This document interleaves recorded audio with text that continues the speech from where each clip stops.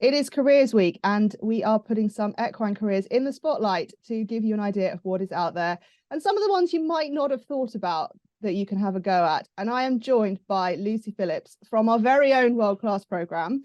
Lucy is a operations and logistics coordinator, and that keeps her very busy. There's a lot of stuff going on. Welcome, Lucy. Hello. Now, let's start, because I imagine a lot of people don't actually know what it is that you do, because you do very much behind the scenes. So can you give us a little rundown of what a operations and logistics coordinator does? So operations and logistics coordinator. So I work in the operations and logistics team for the World Class programme.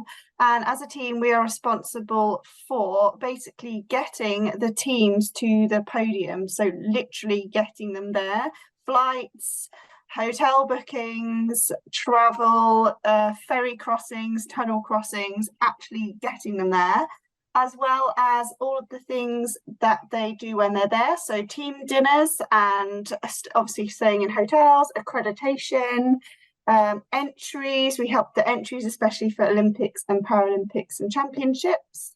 We also make sure they are appropriately dressed in their team kit, and also have their appropriate field of play clothing, such as their riding jackets, and then that the horses are all properly dressed in rugs, and especially for trotter, that they've got their riders and the PMs and the vets have got their Fairfax and Favour boots.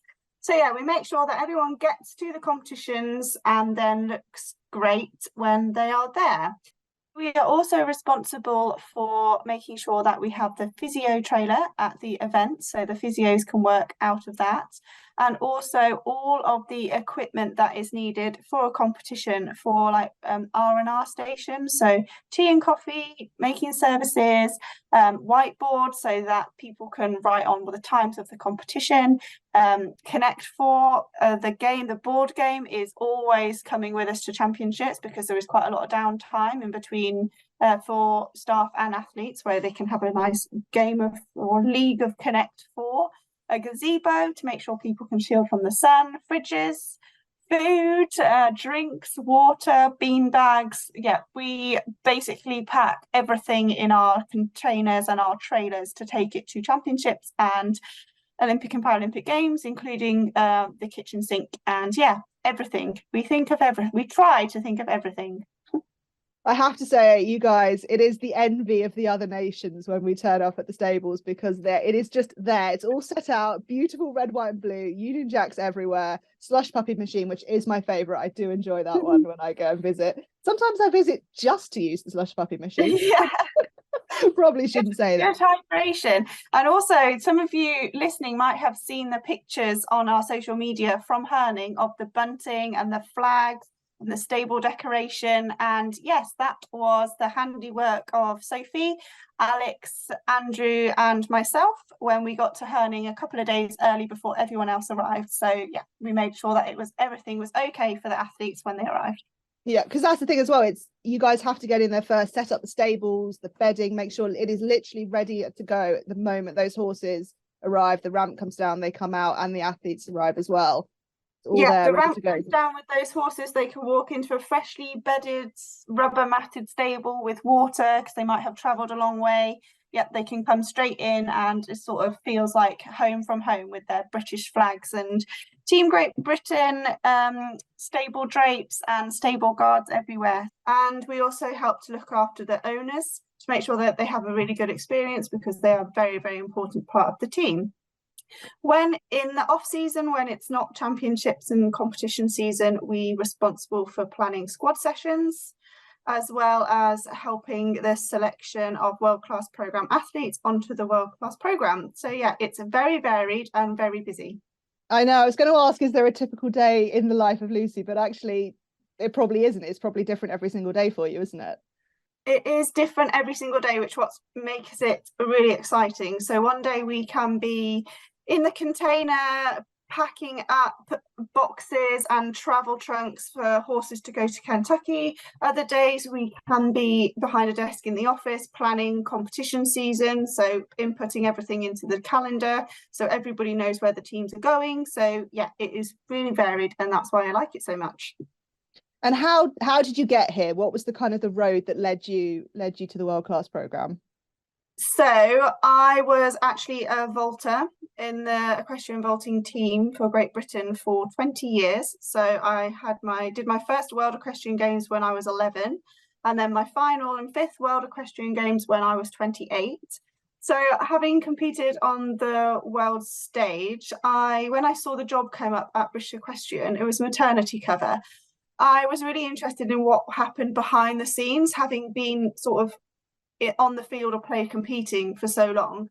And I had done a sports science degree at university and a master's in strength and conditioning, and worked in an elite performance centre at Birmingham University for a year before applying for the BEF job. So yeah, it was really sort of to see what went on behind the scenes and be involved in elite sport, not just as an athlete.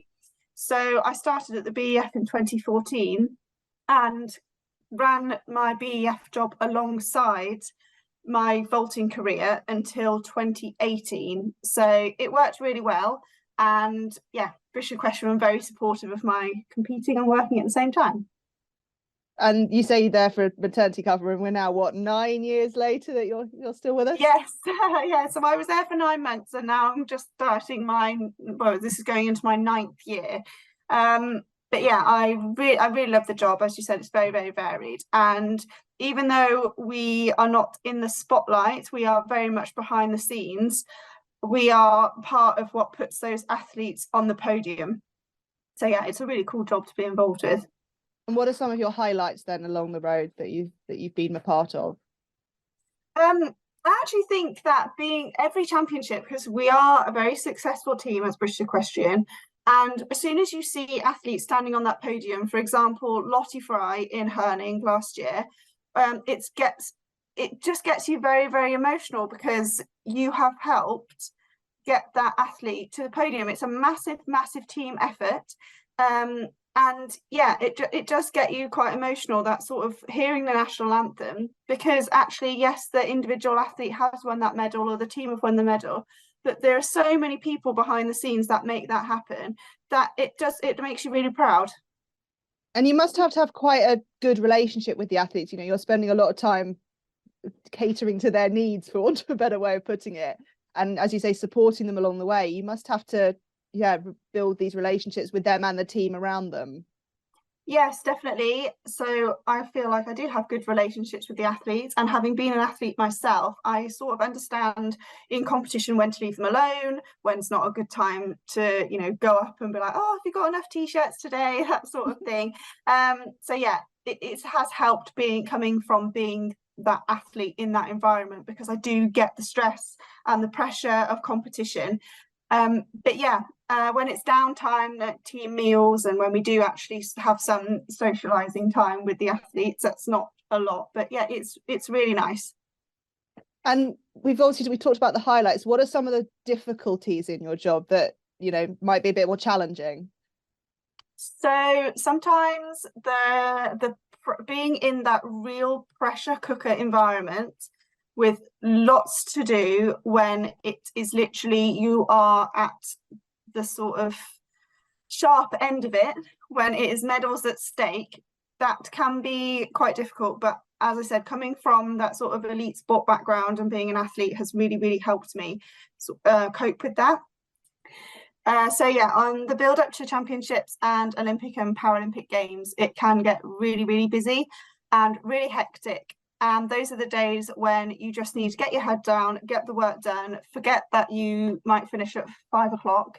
It just needs to get the work done. So that can be, a little bit tough. But at the end of it, when you see those athletes standing on the podium and you hear the national anthem, it makes all those late nights, early mornings, not very much sleep, completely worth it.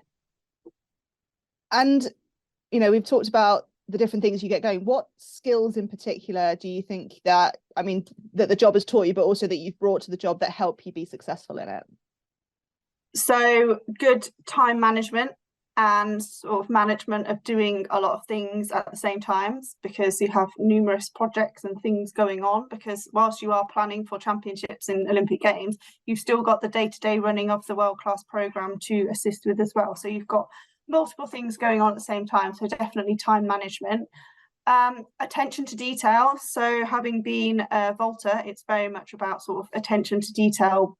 I want to say perfectionism, but that's maybe not the right word, because when you're booking 90 flights or 100 flights for people going to various different places and multiple events going on at the same time with hotel bookings, you have to have really strong attention to detail, otherwise you might send someone flying somewhere on the wrong day. So that's a really important skill that I think I have brought to the job, but also sort of, you know, perfected along the way. And my last question for you, Lucy, if someone's been listening to this and they've been inspired, this kind of sounds like the thing they'd like to do. What are your top tips for someone who is looking at this kind of career? Obviously, I mean, in the world class program, but obviously it happens in other venues as well, in other spheres, in, you know, things like event management that look, you know, essentially getting the job done, making things run smoothly. What are your top tips? So I would say if, you know, events management, because basically operations and logistics is essentially you're managing different projects and events. So definitely if you wanted to get into this sort of role, and you know, if you've done events management, that would be really sort of beneficial. Or if you get any experience with running events, that would be really helpful. Also, if you're finding like an area of interest, so I was interested in what happened behind the scenes, having been on the field of players and athletes, so that's why I sort of delved into this, and then for 9 months, and now it's ended up as 9 years. So find an area that you're interested in, research that sort of area, and then see if you can go behind the scenes to make that happen, if that makes sense. And then, you know, if you only do it as maybe some volunteering or part-time, and then it can snowball into a career like this has for me. It was, you know, maternity cover, and now 9 years later. So yeah, that's a couple of tips from me. Brilliant. Well, thank you, Lucy. Thank you so much for joining us. I hope everyone's had a really interesting time listening to you and had that sneak peek as to what goes on behind getting those athletes on the podium that we all so much enjoy. And hopefully you'll join us later this week for some more career spotlights.